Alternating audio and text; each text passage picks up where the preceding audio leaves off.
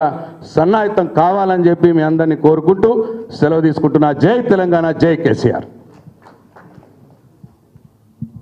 మాజీ మంత్రివర్యులు ప్రశాంత్ రెడ్డి అన్న గట్టిగా చప్పట్లతో మనం ధన్యవాదాలు తెలియజేస్తూ ఇప్పుడు మాజీ మంత్రివర్యులు సోదరిమణి సత్యవతి రాథోడ్ గారిని మాట్లాడవలసిందే కోరుతాం.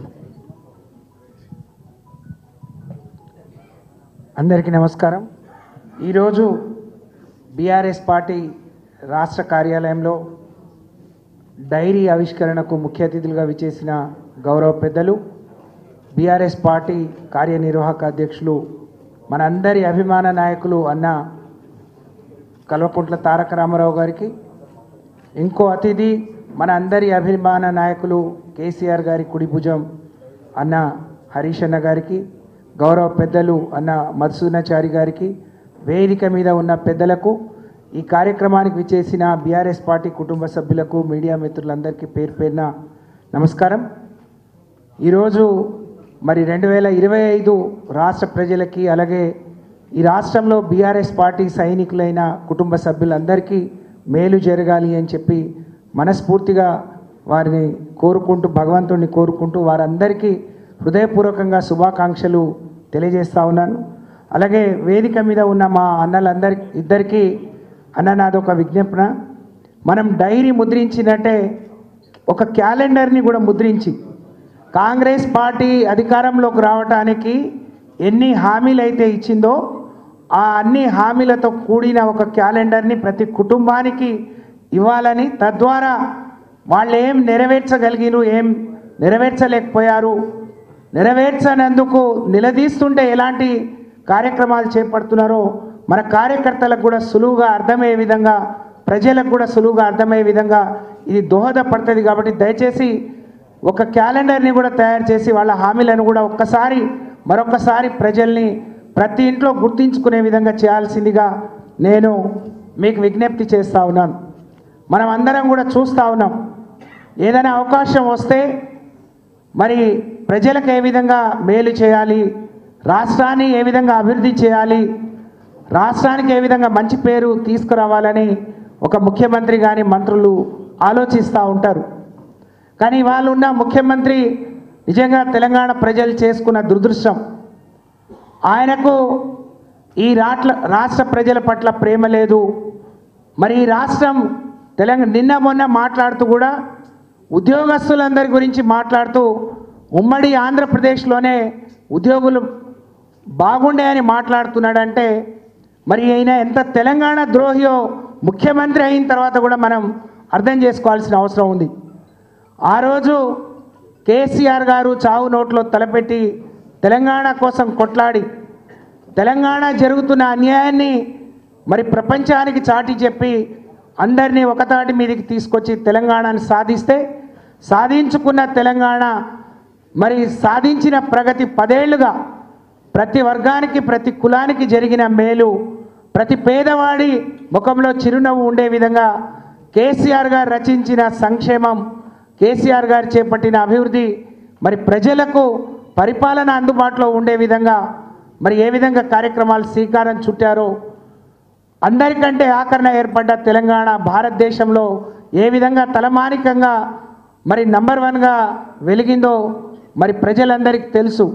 కానీ మరి పోయిన ఎన్నికలప్పుడు పెద్దలు మధుసూదనాచారి గారు అన్నట్టు అందరూ మార్పు అని అంటే ఇదేదో బ్రహ్మాండంగా ఉంటుంది, కేసీఆర్ గారు ఇచ్చింది చాలు కానీ ఇంకా ఎక్కువ ఇస్తా అంటున్నాడు అని ప్రజలు కొంత భ్రమపడి మరి ఆ రోజు కాంగ్రెస్ పార్టీకి ఓట్లేస్తే జరిగిన నష్టాన్ని ఈరోజు గుర్తు చేసుకుంటా ఉన్నారు, జరిగిన మరి నష్టాన్ని ఈరోజు బాధపడతా ఉన్నారు. మరి ఆ రోజు ఒక పొరపాటు జరిగింది, తిరిగి దీన్ని ఏ విధంగా సరిదిద్దుకోవాలి, ఆ అవకాశం ఎంత తొందరగా వస్తుందా అని మరి ప్రజలందరూ ఎదురు చూస్తున్న పరిస్థితి మనం గ్రామాల్లో పోతే కనిపిస్తూ ఉంది.